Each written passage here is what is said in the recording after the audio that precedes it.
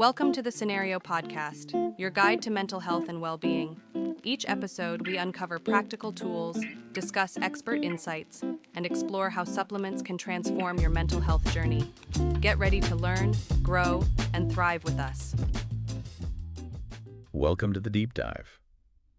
You know, if you're constantly juggling work demands, maybe studying, or just dealing with the sheer amount of information hitting us every day, you know that feeling, right? That cognitive strain. Oh, yeah. That moment when things just feel foggy instead of clear. We all want that peak performance, that sustained focus, and solid memory. Absolutely. And the sources you sent over, they really highlight why we struggle with that. I mean, your brain is this incredibly complex machine, uses so much energy, handles everything. Right. But things like, constant stress, maybe not eating the best, not getting enough sleep, even just getting older, these things chip away at our neurons. Like a constant bombardment. Exactly. And over time, it genuinely weakens brain cells, slows things down. Okay, so if our brains are under attack, what can we actually do? How do we support them? And this brings us, I guess, straight into nootropics, or brain supplements, as most people call them. The sources describe these as natural compounds that are meant to nourish the brain, protect neurons, maybe give you that mental edge. Yeah, and that's our mission today, really. To quickly synthesize the research you gathered, we're going to unpack, let's say, the 7 most studied, most supported supplements. Okay. But not just list them. We'll look at how they work and, crucially, what the science actually says about benefits and, how long they take to work. Right, the timeline. Okay, let's start with what you call the foundational builders. Yeah. These are the core structural things the brain needs. And we have to start with the big one, omega-3 fatty acids. It's the absolute bedrock. When we talk omega-3s, it's mostly DHA and EPA we're focused on. DHA especially makes up a massive chunk of your brain's structure. Wow. And the research is pretty solid. Key benefits are better memory, improved focus, and even mood stability.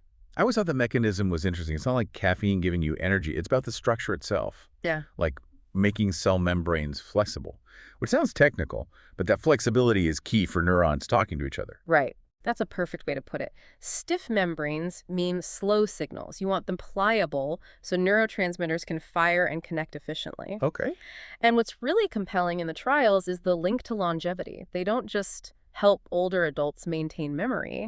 They seem to actually slow down the rate of age-related cognitive decline. So it's like an investment in your future brain as much as right now. Absolutely. Plus, there's data linking them to reduced anxiety markers, too. Practically, the sources say, look for good quality fish oil, or if you're plant-based, algae sources are the way to go for that daily DHAPA. Got it. Okay. Moving from that foundational fat, let's tackle another structural piece, one with a bit of a mouthful name, phosphatidylserine. Yeah, PS is easier. Definitely. So this is another natural fat, a phospholipid, but it's super important because it's highly concentrated in brain cell membranes. Okay. So if omega-3s give the flexibility, PS is more like the active manager helping transmit signals between the neurons. It's key for information flow. So it's like the traffic controller for brain messages, making sure they get where they need to go. Precisely. And that's why it gets more important as we age. Our bodies naturally slow down in repairing cell membranes, so supplementing can become really valuable. Right. And the research supports this. It suggests PS might help slow memory decline in older folks. Does it do anything for younger people? Maybe someone struggling with focus? Yes, actually. Several trials show phosphatidylserine can improve focus in people with attention difficulties. So it's a strong, non-stimulant option for concentration. Interesting. What's the dose? Usually around 100-300 milligram daily, but you can also get it from foods, things like soybeans, white beans, egg yolks, liver. Those are pretty good sources. Okay. Our last foundational builder is one people might not think of for the brain specifically. Yeah. Magnesium. You said it helps with brain fog and relaxation. Yeah, magnesium is a real regulatory powerhouse. It's involved in over 300 different processes in the body. Yeah. And for the brain, it's crucial for nerve transmission and managing stress. If your levels are even a bit low, which is surprisingly common, you're much more likely to feel that brain fog, mental fatigue, maybe more anxiety. So is it just about fixing a deficiency, or does getting optimal levels help even if you're not technically deficient? Optimizing seems key for everyone, really, young or old. Better regulated nerve function means less sort of neural static. Okay. Research shows good magnesium levels support concentration and relaxation across the board. And because it's calming, the sources often suggest taking it in the evening, maybe 200, 400 milligrams daily. Helps with sleep too, which is, the ultimate brain booster. Absolutely. Okay, so we've got the foundations, omega-3s, PS, magnesium. Now let's shift gears to what you called stress responders and delivery experts, compounds that help manage pressure and get resources where they need to go. Let's start with an old favorite, Ginkgo Biloba. Ginkgo's great because its main action is so direct, it boosts circulation. It's one of the oldest, most researched herbs for brain health, and it's all about improving blood flow to the brain. Right, and better blood flow means more oxygen, more glucose, nutrients getting delivered efficiently, and waste getting removed faster. Exactly. You're essentially cleaning up and fueling the brain's operating environment better. Makes sense. And while people often associate it with helping memory in older adults, that benefit really applies to anyone. Better circulation helps reduce mental drag, improves short-term memory, even for a younger person on a tight deadline. So it's doing two things, protecting cells with antioxidants and improving the delivery system. That synergy probably explains why it's stuck around so long, dose-wise. Sources usually recommend 120, 240 milligrams per day, often split into 2 doses. Okay. It's pretty effective. And it actually pairs well with our next one, which handles stress very differently, Bacopa Monnieri or Brahmi. Ah, Bacopa. This one's interesting because it's not about quick energy. It feels more about building resilience. Comes from Ayurvedic tradition, right? What's the core mechanism? Yeah, it has a long history. Its main benefit is sort of twofold. It directly helps with memory formation, and it's a powerful stress reducer. Bacopa helps the brain process new info faster and lock it in for longer. But the stress part seems key, especially now. Cortisol, that stress hormone, just seems to wreck focus. How does Bacopa step in? So Bacopa acts as an adaptogen, meaning it helps the body adapt to stress. Specifically, it helps regulate and lower cortisol levels. Okay. Think of high cortisol, like loud background noise. It messes with memory, makes it hard to focus. Bacopa helps dial down that noise. Creating a calmer space for the brain to work. Exactly, which makes it great for learning or focusing under pressure. Sounds ideal for students or anyone in demanding jobs. But here's the big catch you mentioned from the sources, the timeline. You can't just pop this before an exam, right? That's the absolute crucial point with Bacopa. The clinical study is showing better recall and learning. They all required people to take it consistently for 8 to 12 weeks. Wow, okay. It needs time to build up and make those changes. It definitely weeds out anyone looking for an instant fix. It requires patience. A rare thing when people want cognitive enhancement now. Okay, let's look at another adaptogen, one that tackles more immediate fatigue. Rhodiola rosea. All right. If Bacopa is for the long haul, helping you stay calm during a stressful project, rhodiola is more for fighting fatigue in the moment, like mid-afternoon slump during a tough day.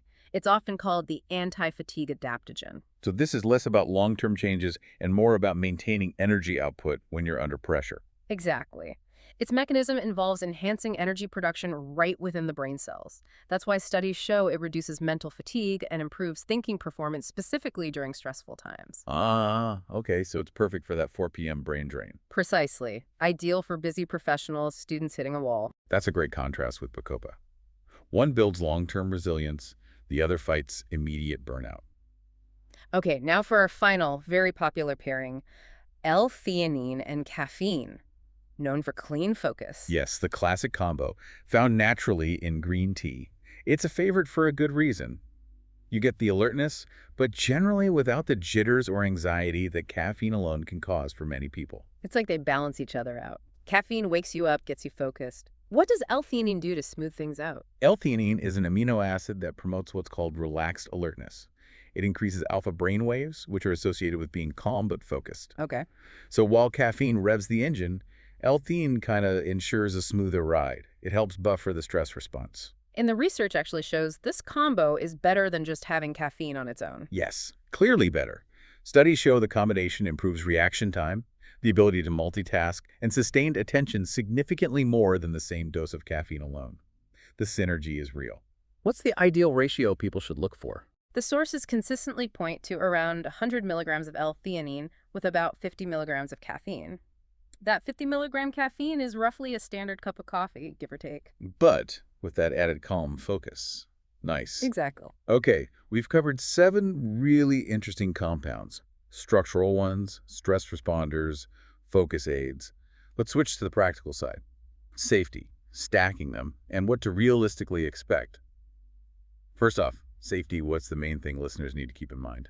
Generally, these are considered safe at the recommended doses we talked about, but, and this is crucial, you must talk to your doctor if you're on any prescription meds or have any underlying health conditions. Why is that? Interactions. Potential interactions, yeah. Especially with something like ginkgo that affects blood flow. You just need that professional check. Makes sense. And what about quality? The market is flooded with supplements. How do you know you're getting what's advertised? Good question. Look for reputable brands, ideally ones that mention third-party testing. That means an independent lab checked that what's on the label is actually in the bottle and that it's pure. Right, quality control. Okay, let's revisit the timeline. This seemed like a big point. How fast can people expect results?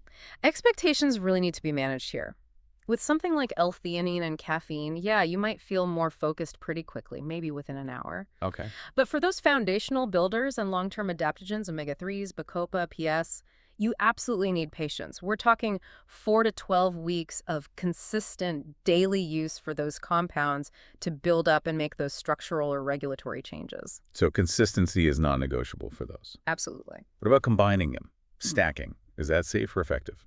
People do stack them, often to target different pathways at once, like maybe combining omega-3 for structure with ginkgo for circulation. But because you're layering effects, it's really best to do that with guidance from a healthcare professional. Just make sure the doses are right and you're not overdoing it or causing an imbalance.